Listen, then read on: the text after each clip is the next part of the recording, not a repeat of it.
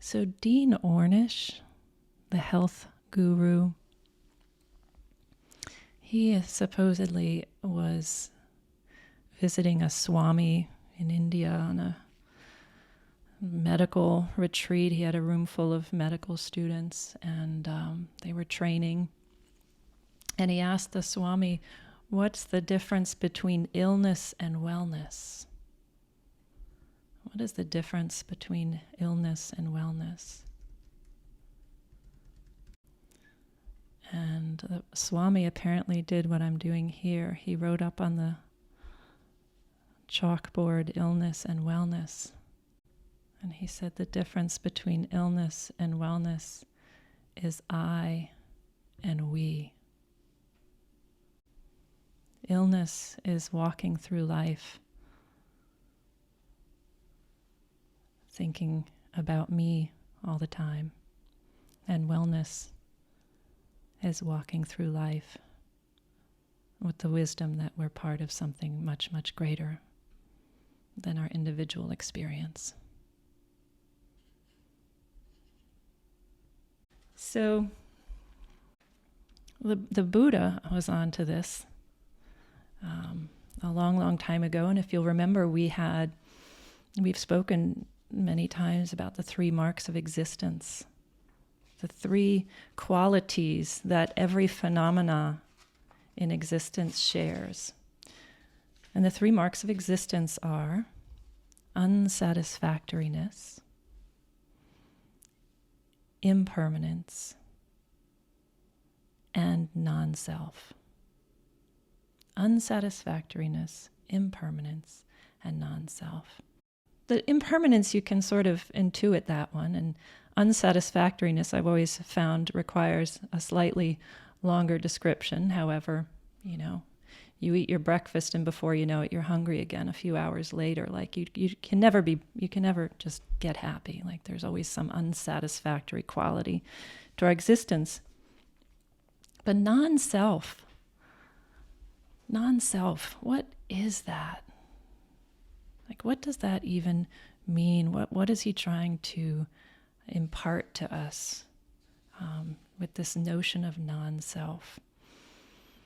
And Rick Hanson really unpacked it in a way that, I have to be honest, for the first time in my life since I've been studying the teachings of Buddha, I think I get it a lot more now. Although you would expect that of me, I tend to be very scientific and what do you call it, when you don't really just take things on face value. You have to go and experiment and really understand it, right? So what is self, like non-self? Okay, so you're saying non-self is a characteristic that all phenomena share. But I feel like a self. I mean, you feel like a self, right? Like I'm myself. Like what are you talking about? So what is a self? So I tried to unpack it with Rick Hanson's guidance, and I think there's 3 ways that there's many ways you can define self. There's actually a lot of ways that he goes into. But the 3 that stand out right away, for example, easy to understand, are yourself is, for example, the stories of your life. Like I was born, I'm an immigrant. I grew up poor or rich, or I didn't have a mother when I was growing up. There's all these stories, right? These things that make you who you are. There's your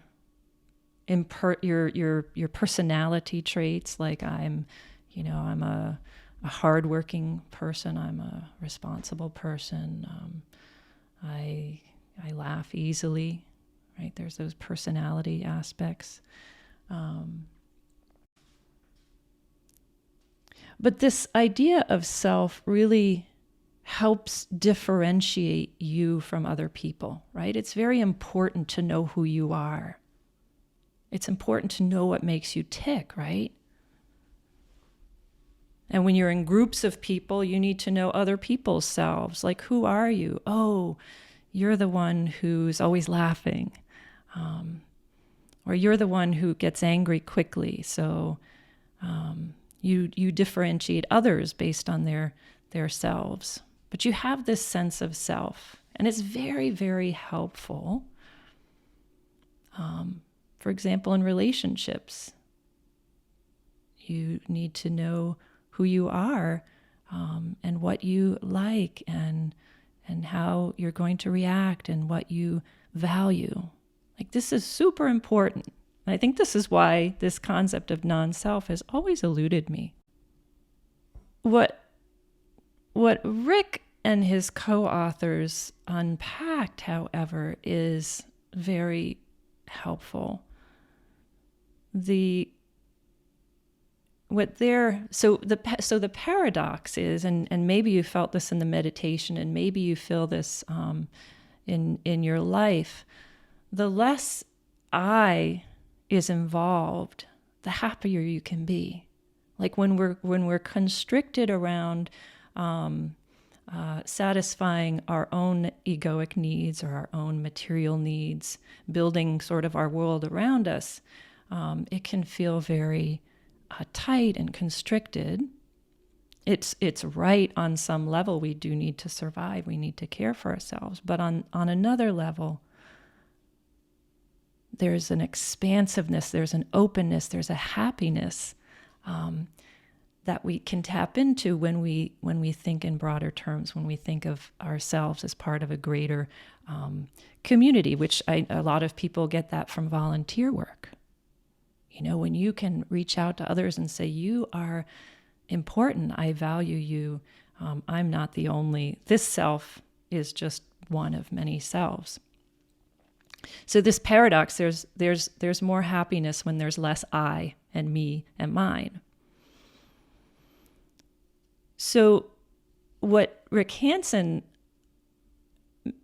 spoke about that was so helpful in his book is that there is a self. There has to be a self. A self is very, very important to being a happy person. However, the self is just one small part of who you are.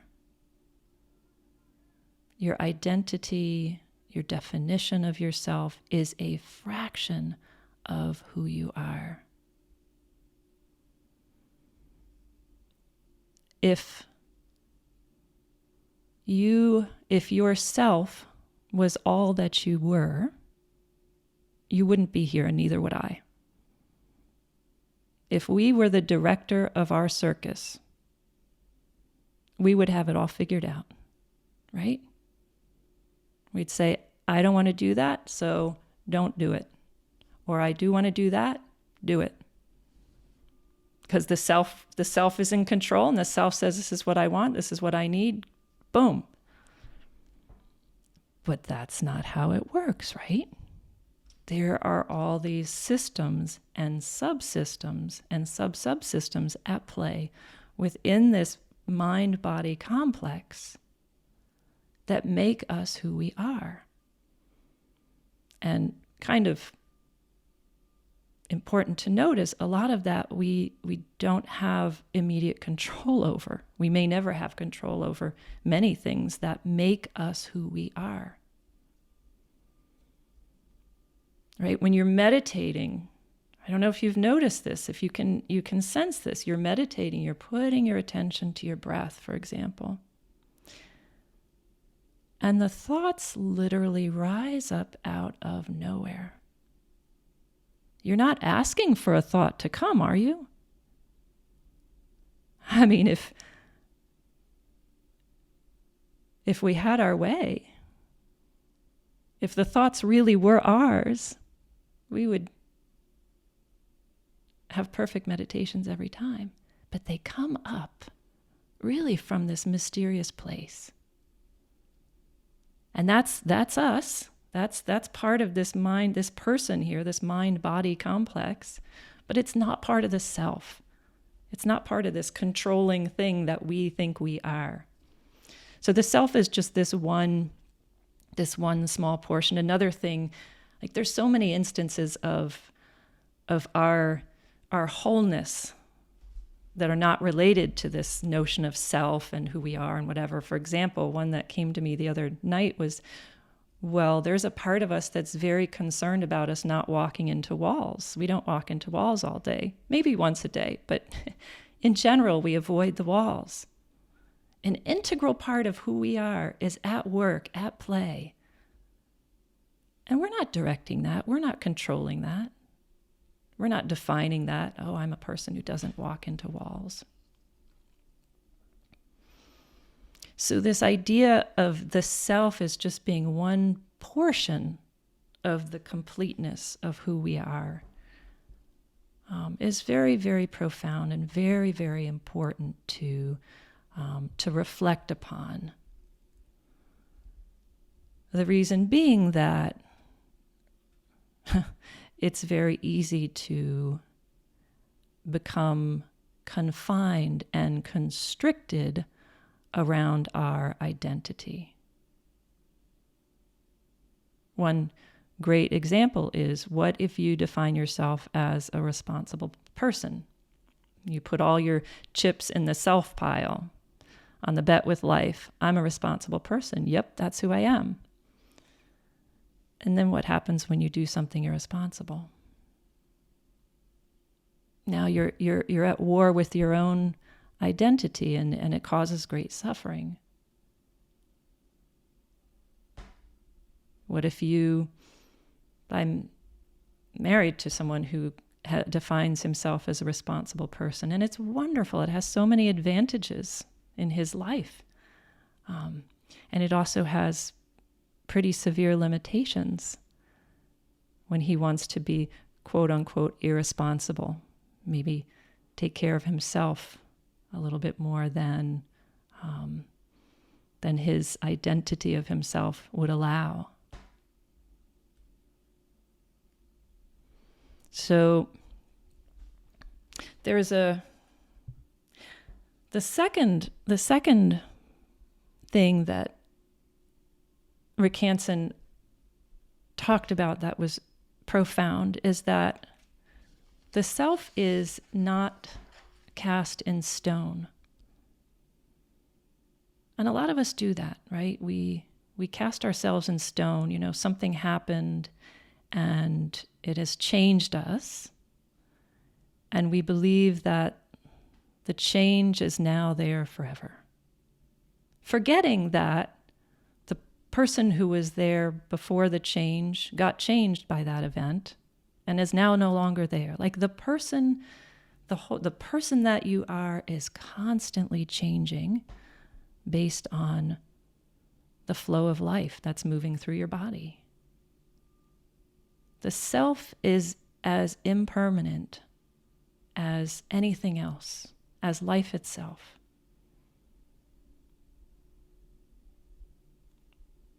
And it's important to keep that in mind. There's this wonderful story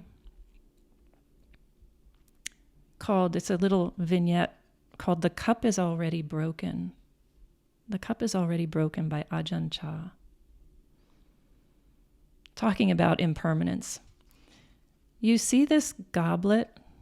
Asks Ajahn Chah, the Thai meditation master. For me, it is already broken.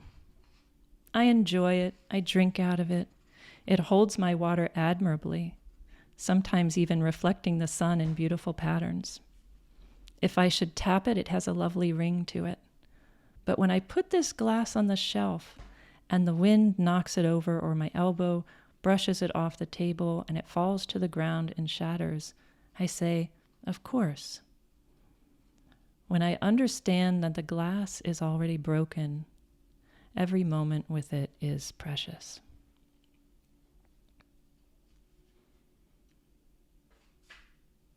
So too with our self.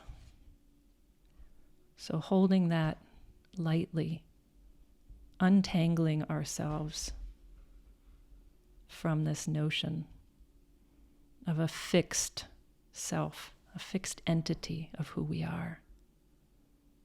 Opening up the possibilities.